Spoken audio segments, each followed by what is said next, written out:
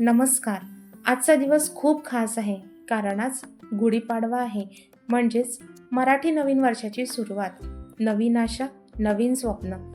सकाळपासून घरात गडबड सुरू होती. अंगणात रांगोळी काढून घेतली आणि सगळ्यात खास आज गुढी देखील उभारायची होती. सकाळचे कामं आटपून घेतले. त्यानंतर लगेच मी गुढीच्या पूजेची तयारी करायला लागले आणि सोबत श्रीमत देखील मला मदत करू लागत होता. पूजेची तयारी पूर्ण झाली तोपर्यंत एकीकडे आईंनी देवपूजा वगैरे करून घेतली.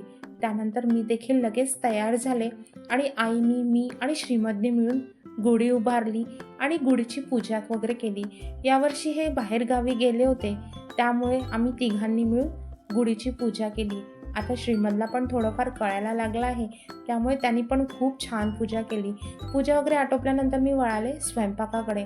आजचं जेवण खास होतं कारण आज श्रीखंड पुरी होतं आणि श्रीखंड पुरीशिवाय गुढीपाडवा कसा पूर्ण होणार ना.